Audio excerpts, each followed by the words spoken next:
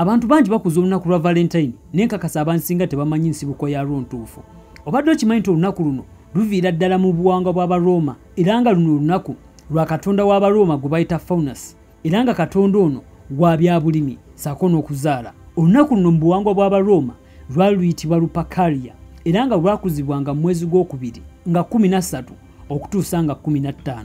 Mu ngeri y'emu olunaku luno Abaroma balujagulizangako bakatonda baabwe bwe bakkiriza nti bo mwe baava nga kuliko Romulus ssaako ne Remus.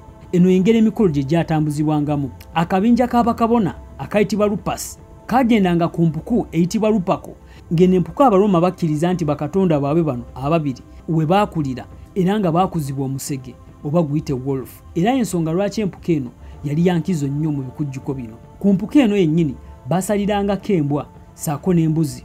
Ng'embuzi yakiikiranga okuzaala oba kiyite fertility ate embwa n'ekiikirira okwetukuza oba kiyite purification.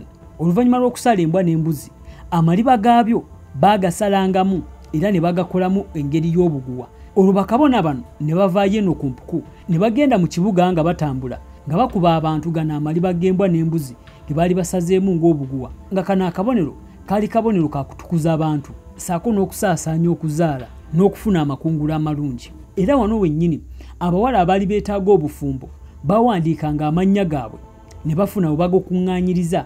Olwo abavubuka abaali beetaaga okuwasa ne bajja ne balonda amannya ago. Buli omu erinnya lyalondanga ye muwala gwe yagendanga naye. Oluvannyuma bano baafumbiriganwanga. Mu bumpimpi bwe lutyo olunaku lwe lwatambulanga. Kati lujja lutya ate okufuuka Valentine's Day. Mu kyasa ekyokusatu waliwo emperor baamuyitanga Claudius agambibwa okuba nga yagaananga abavubuka abato okuwasa n'ekigendererwa ekyokubalwanyisa mu ntalo nga yalina enzikiriza nti abavubuka abatannaba kuwasa baabanga b'amaanyi nga basobola okulwana obulungi. Wabula omwami yali ayitibwa Valentine ng'ono yali kabona mu Kereziya yagendanga mu maaso n'okufumbiza abavubuka bano abato ekyali kimenya ekiragiro kabaka kye yali ataddewo. Era kabaka olwakitegeera n'amutta era agambibwa okuba nga yattibwa mu mwezi ogwokubiri nga 14.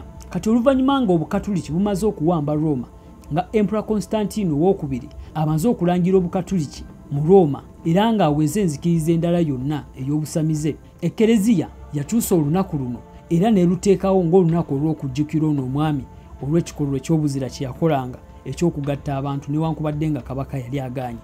Olw'ensonga nti ebigendererwa by'ono omwami byali bifaanaganako n'ebigendererwa by'olunaku luno bwe lutyo bwe lifuuka Valentine. Ndowooza otegedde kati ensibuko y'olunaku luno. Wabula Ekereziya yakyusa ennaku eziwerako ddala okugeza n'olwa Christmas lwennyini.